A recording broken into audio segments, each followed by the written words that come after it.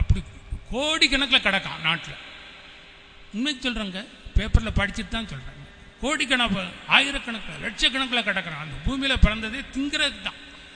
நல்லா அன்னைக்கு தினமணியில் எழுதியிருக்கான். இங்கே இதோ ஒரு அருவி, இப்போ அருவி பேர் கூட மறந்துட்டு, ஒரு 3 நாளைக்கு முன்னாடி திருப்பரப்பா ஏதோ ஒரு அருவியில் அந்த எல்லாம் குளிச்சுக்கிட்டு நிற்கான். படம் போட்டிருக்கான். அங்கே போய் நல்லா குளிக்கிறது, நல்லா தண்ணி போடுறது. குளிக்கிறதுக்கு முன்னாடி இவன் நல்ல எண்ணெயை போட்டு நல்ல ஆள், அதுக்கு ஒரு 10 பேர் நிற்கிறான். இவனை படுக்க வச்சு எண்ணெயை போட்டு நல்லா மசாஜ் பண்ணவுடனே நல்லா குளிக்கிறது, தண்ணியை போடுறது. போட்டுட்டு அங்கே ஒரு அம்மா வந்து பெரிய பெரிய மீனை பொறிச்சு வச்சுருக்கான். அதுவும் ஏகப்பட்ட தட்டில் அவ்வளோத்தையும் நல்லா முரட்டுத்தனமாக திங்கிறது. அடுத்தது இவன் எப்படி இருப்பான் அதான் நான் சொல்கிறேன். அதை அவன் போட மாட்டான். இப்படி திங்கிறவன் எப்படி இருப்பான்?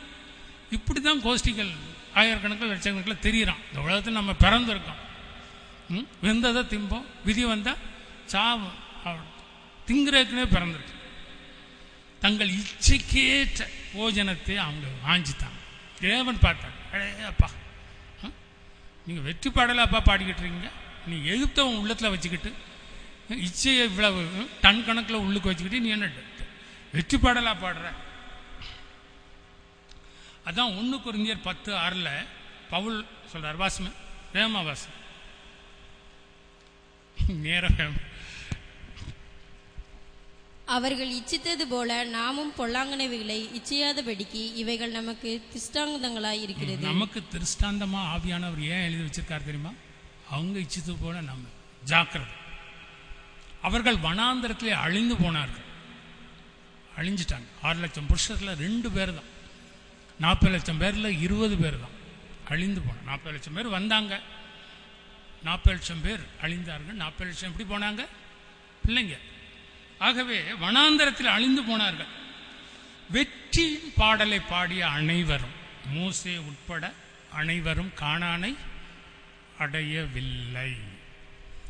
அந்த மோசேயின் வெற்றி பாடலை பாடிய அனைவரும், இன்க்ளூடிங் மோசே, கானானை அடையவில்லை.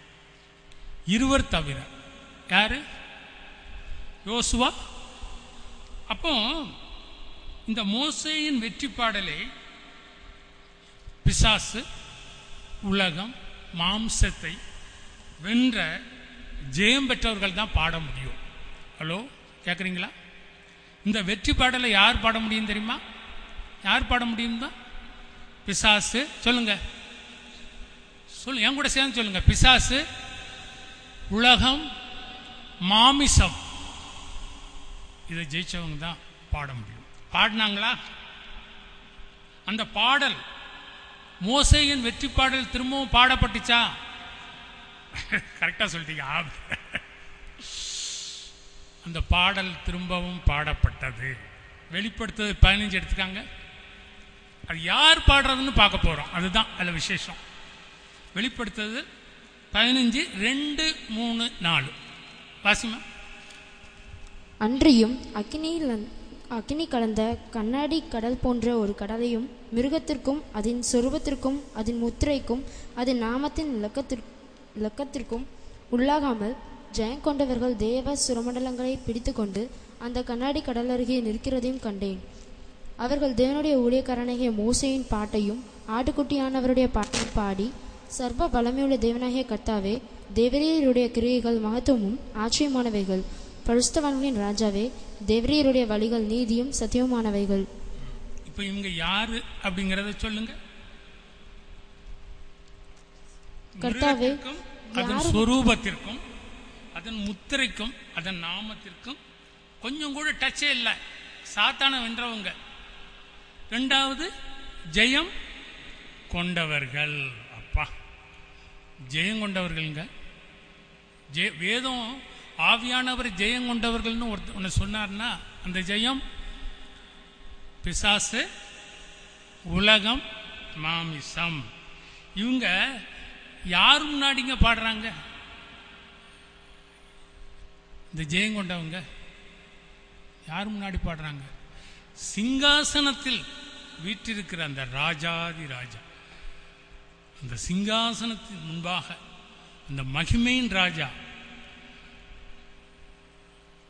சேரக்கூடாத ஒளியில் வாசம் பண்ணுகிறவர், அண்ட சராசரங்களை வார்த்தைகளாலே படைத்தவர், ஒப்பற்றவர், உன்னதமானவர், மகிமையின் ராஜா, மாசற்றவர்.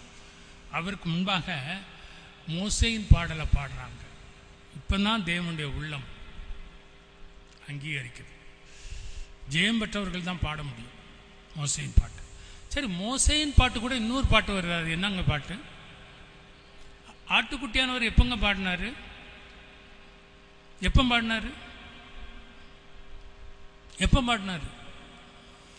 அவரு யோவான் ஸ்நானகன் வந்து ஞானஸ்நானம் கொடுத்தவொன்னே பிதா சொல்றாரு, இவன் நேசகுமாரன், இவரில் பிரியமாயிருக்கிறேன். அப்ப பாடல. 4 நாள் நாரி போன லாசருவை எழுப்பின போது அப்பம் பாடல. 5 அப்பமும் 2 மீன்களும் 5000த்துக்கும் அதிகமானவர்களுக்கு கொடுத்த போது பாடல. அவரை ராஜாவாக ஏற்படுத்த வேண்டும் என்று சொன்ன போது பாடவில்லை.